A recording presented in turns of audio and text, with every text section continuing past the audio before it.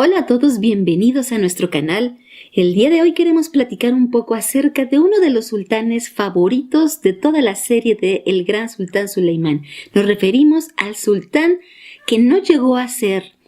pero sin duda el espíritu de todo el sultanato, de la gran familia otomana, estaba en su destino. Nos referimos a Shehzade Mehmed, quien, como saben ustedes, era hijo de la gran sultana Hürrem y del sultán Suleimán el Magnífico. Se dice que él nació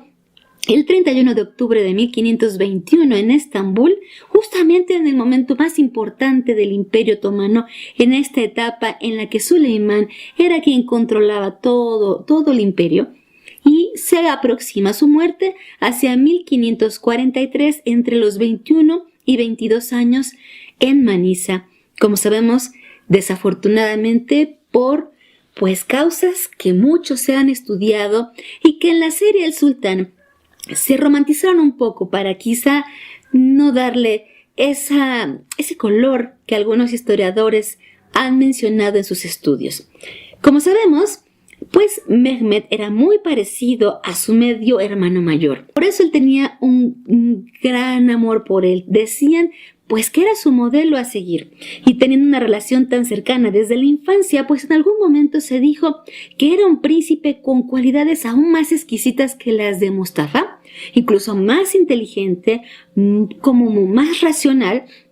y que sí, por supuesto, ya hacían una comparación ante tal nobleza. De hecho, se dice que Suleimán realmente veía que él iba a ser su sucesor, no Mustafa, quien era su primogénito. Por ello, en algún tiempo se participó en una campaña, en contra de Mehmed, justamente por parte de la madre de Mustafa, debido a que era visible ante todos el gran amor que le profesaban todos los integrantes de la familia más el pueblo. Hay dos diferentes opiniones acerca de la muerte de Shehzade Mehmed. Algunos historiadores mencionan que murió de viruela, aunque la versión más constante dentro de los textos de ese tiempo hablan que él murió de sífilis. Fíjense, amigos, una enfermedad sexual, de transmisión sexual que hasta el siglo XX realmente fue terrorífica, mortal. Sin duda en ese tiempo lo que podemos entender nosotros es que por supuesto hay una lógica debido a que los soldados tenían contacto con las mujeres que finalmente estaban dentro de los espacios ahora sí que para pasar la noche. Y además porque se dice mucho que aunque había un harem para el gran sultán y también los hijos tenían su propio harem, también se menciona en muchas cartas que algunos sultanes también salían a buscar a algunas chicas. Esto ya más al final no es tanto en la generación de Mehmed o de la familia de Suleimán, pero sí se menciona que esta posibilidad claro que está ahí latente debido a que esta enfermedad justamente en ese tiempo fue ahora sí que lo que tronó la cabeza de muchos ejércitos. Imagínense esto, amigos. En algún momento se dijo que era una enfermedad traída, imagínense nada más, esto no puede ser cierto, ¿verdad? Traída de América a Europa, que realmente fue lo contrario. Cuando se desató y fue evidente sobre todo todos los síntomas tan terribles, dolorosos y obviamente tan públicamente que no podía taparse, ¿verdad?, de dónde venía, lo que se decía era que era una enfermedad, era así que provocada por los italianos, eso decían los franceses, y los italianos decían al contrario, que había sido causa de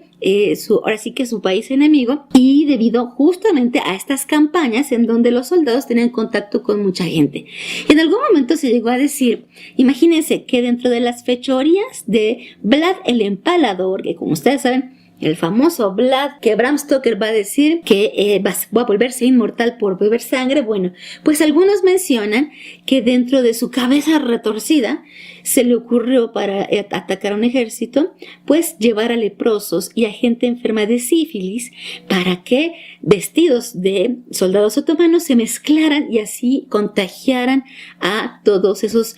jóvenes que estaban ahí esperando a atacar. Lo cual, sí, sin duda, sí puede ser parte de una mente malévola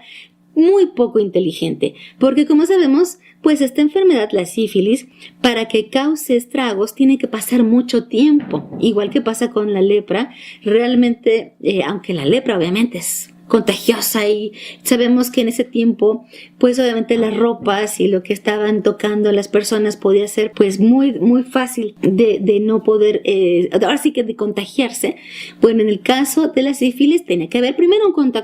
contacto sexual, o sea que fueran puros hombres vestidos de otomanos, quizá no pudo haber sido exitoso. Y la otra es, o tendría que pasar mucho tiempo para que esos soldados murieran, así que si fue una idea de Vlad, pues no fue muy inteligente. Entonces, bueno, esto nos aterriza que si fue en su momento en Europa el verdadero azote después de la peste y que lo siguió siendo muchos siglos y que además tenía esta terrible repercusión dentro de las familias por las cuestiones que heredaba, no podemos dejar de lado que el príncipe Mehmed pudiera haber sido víctima, porque aunque en la serie nos muestran que a las mujeres, a las concubinas se les revisaba, se les auscultaba, había una doctora tipo ginecóloga que las revisaba,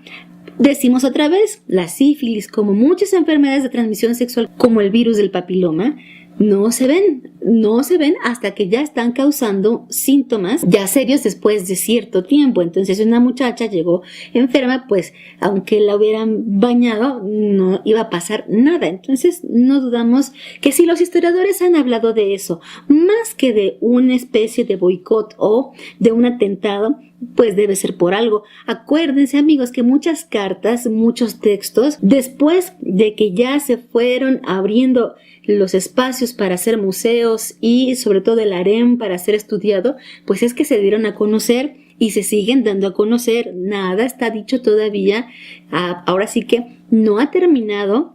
el estudio de la familia otomana, justo porque en un tiempo, después de que empezó a establecerse la república, pues todo ese tema estaba vetado. Entonces, no olvidemos eso. Sí, como occidentales de repente se nos hace muy fácil creer que lo que dice un libro de historia es toda la verdad o una serie, y no, realmente siguen dándose a conocer por parte de los descendientes de esta familia, pues cartas, algunos comentarios que hablan acerca de más datos de la intimidad de esta familia. Y también esto, no olvidemos que lo que se sabe, pues es aquello que nos dejaron saber los escribanos de los sultanes y también de los diplomáticos, ahora sí que de los escribanos venecianos, lo que alcanzaban a entender y a traducir de lo que veían. Sobre todo hablando de espacios íntimos es imposible, a menos que estemos hablando de poemas o de algún dato que el propio personaje hubiera firmado o hubiera dejado lacado con su signo para saber que realmente era de su autoría. Lo que se sabe, ya hablando de la causa, bueno, pues que tras la muerte de Mehmed, Suleimán el Magnífico le ordenó al famoso arquitecto imperial Mimar Sinan que construyera la mezquita de Shehzad en Estambul para conmemorar a su amado hijo. Así que también, imagínense esto qué hermoso, mandó a colocar un trono en la tumba de su hijo como significado de que era el verdadero sultán del imperio. Es decir, si nosotros visitamos hoy en día la tumba, vamos a ver el trono, es decir, toda esta silla, esta banca que podría parecernos con una banca que está pues volteada justamente como si el sultán que está ya en la tierra estuviera realmente viéndose de manera ahora sí que al revés. Siendo pues clarísimo el mensaje de que él fue quien realmente el sultán Suleimán quería que fuera el heredero, tan así que a ningún otro de sus hijos se le enterró de esa manera. Entonces, pues esto fortaleció la hipótesis de que él era el más querido, el preferido, y así se rompió con la vieja tradición de enterrar a los príncipes en Bursa,